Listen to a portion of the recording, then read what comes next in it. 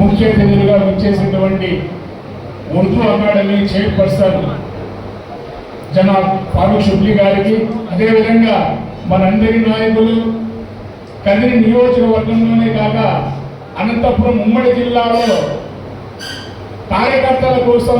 కష్టపడే నాయకుడు, నేనున్నాననిపించుకునే నాయకుడు మా నాయకుడు కందికొండ వెంకట ప్రసాద్ గారికి, అదేవిధంగా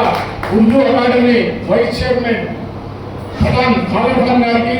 ఉర్దూ అకాడమీ డైరెక్టర్ మహబూబ్ బాషా గారికి, మా మాజీ శాసనసభ్యులు మా అన్న ఎంఎస్ పార్థసారథి గారికి, అదేవిధంగా రాష్ట్ర ఆర్గనైజింగ్ కార్యదర్శి మరియు స్వచ్ఛంద కార్పొరేషన్ డైరెక్టర్ శ్రీమతి పర్వీన్ బాను గారికి, మరియు వాల్మీకి సంస్థల అధినేత తెలుగుదేశం పార్టీ నాయకులు పవన్ కుమార్ రెడ్డి గారికి, అదేవిధంగా వేదికను అలంకరించినటువంటి మున్సిపల్ కౌన్సిలర్లకు మరియు ఇమాములకు, మౌజర్లకు, అదే ఉర్దూ ప్రముఖులకు, పట్టణ అధ్యక్షుడు హైమాన్ ఇర్ఫాన్ గారి, వేదిక ముందు ఉన్నటువంటి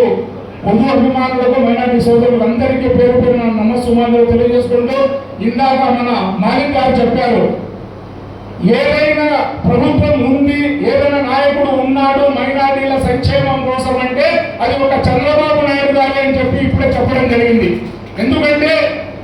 ఉర్దూ అకాడమీ అంటే ఎక్కడో హైదరాబాద్ లో మేము పోయి చూస్తాను 30 ఏళ్లకు ముందు, పాన్పిడ తాగడం, పాన్పిడ తినడం, తుక్కుని ఉంచుకుంటా పోవడం తప్ప ఎక్కడ చూసినా కూడా మెడికల్ పై నుంచి కింది వరకు పాన్పిడ తిన్న ఒక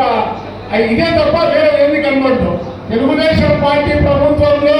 ఉర్దూ అకాడమీ అంటే ఇది, ఉర్దూ అకాడమీ అంటే ముస్లిం మైనారిటీల సంక్షేమం కోసం, ఉర్దూ కోసం పాటుపడే ఒక సంస్థ అని తెలియజేసేటువంటి షిబ్లీ గారికి ప్రత్యేక ధన్యవాదాలు తెలియజేసుకుంటున్నాం. అదేవిధంగా ఉర్దూ అకాడమీనే కాదు, అదేవిధంగా మన ఒప్పంది కూడా ఒక కార్యరూపంలో దాచి హజ్ హౌస్ అయితేనేమి, అలాగే ప్రీ మెట్రిక్ ఎడ్యుకేషన్ విద్యార్థులకు ఫ్రీ కోచింగ్ ఇచ్చి ఐఏఎస్, ఐపీఎస్ ఇలాంటి కార్యక్రమాలు పేద మైనారిటీ విద్యార్థుల కోసం ప్రవేశపెట్టినటువంటి బృహత్తరమైన పథకానికి మనమందరం చంద్రబాబు నాయుడు గారికి కృతజ్ఞతగా ఉండాలి. రానున్న